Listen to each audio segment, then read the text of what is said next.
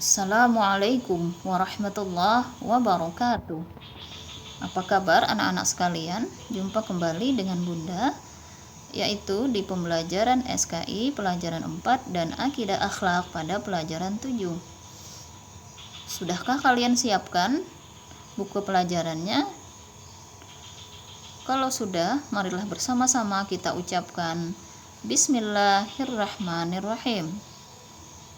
Baiklah, kita akan mulai pembelajaran SKI. SKI, minggu kemarin kita telah belajar tentang Nabi Muhammad SAW hijrah ke Taif, yaitu tentang sebab-sebabnya, yaitu ada 3. Yang pertama, karena penganiayaan kaum kafir Quraisy terhadap Rasulullah SAW dan kaum muslimin semakin merajalela. Yang kedua, wafatnya Abu Thalib. Yang ketiga, wafatnya Ummul Mukminin yaitu Khadijah. Nah, kali ini kita akan melanjutkan pembelajaran lagi, yaitu meneladani sikap Nabi Muhammad SAW hijrah ke Taif. Penganiayaan dan penghinaan terhadap Rasulullah SAW dan kaum muslimin oleh kaum kafir Quraisy sudah melampaui batas. Untuk menghadapi masalah tersebut, Rasulullah SAW merencanakan berdakwah keluar kota Makkah dengan tujuan 1.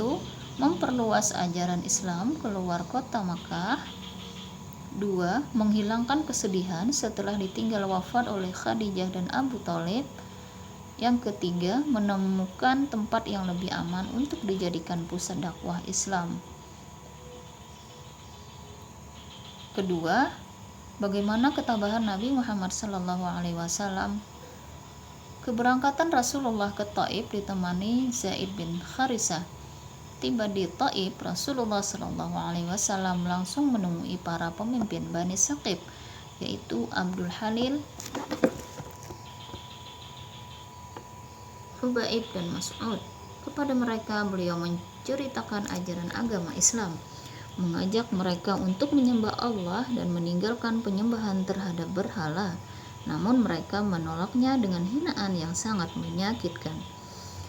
Apakah Rasulullah putus asa terhadap kejadian ini? Tidak, Rasulullah tidak putus asa. Beliau berdakwah di Taif selama 10 hari, namun tidak seorang pun yang menerima. Malah mereka mengusir sambil melempari batu. Beliau terkena batu tersebut dan terluka. Zaid sudah berusaha melindungi Rasulullah tetapi tidak bisa. Nah, setelah penduduk Taif tidak lagi mengejar Rasulullah, ditemani Zaid beristirahat di sebuah kebun anggur. Pemilik kebun menyuruh tukang kebunnya yang seorang Nasrani bernama Adas membawakan setangkai anggur kepada Rasulullah SAW. Ketika Rasulullah SAW menerima anggur, beliau mengucap Alhamdulillah dan sebelum makan membaca Bismillahirrahmanirrahim. Mendengar itu, Adas heran karena penduduk Taif belum pernah ada yang mengucap demikian. Rasulullah SAW menanyakan negeri asal dan agama Adas. Adas menjelaskan, saya seorang Nasrani, berasal dari daerah Ninawa. Rasulullah SAW bertanya, apakah berasal dari negeri seorang saleh bernama Nabi Yunus alaihissalam? Adas bertanya, bagaimana Tuhan mengenal Nabi Yunus alaihissalam? Rasulullah menjelaskan, Yunus adalah saudaraku dan aku pun seorang nabi. Kemudian Rasulullah membacakan ayat-ayat Al-Quran yang berisi kisah-kisah Nabi Yunus alaihissalam. Adas sangat terharu. Isinya sama dengan apa yang telah dipelajari dari kitab-kitab terdahulu. Adas yakin yang dihadapannya adalah utusan Allah. Tanpa ragu, Adas berlutut di hadapan Rasulullah SAW dan mengakui kenabiannya.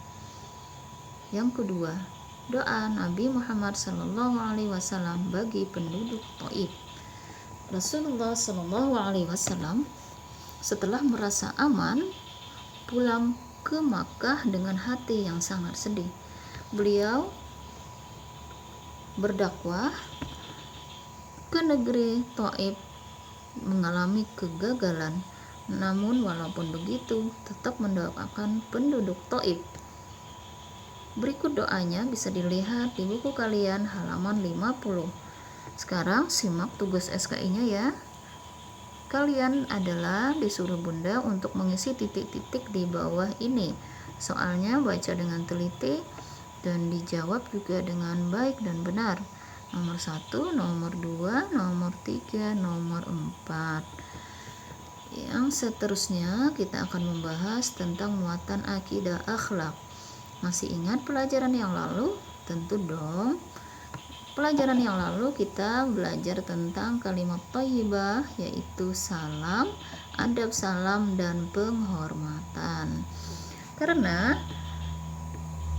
pelajarannya udah selesai, maka minggu ini cukup mengerjakan tugas saja, yaitu mengerjakan tugas uji kompetensi halaman 59 sampai 60 bagian 1 saja. Ingat ya, uji kompetensi halaman 59 sampai 60 bagian 1 saja.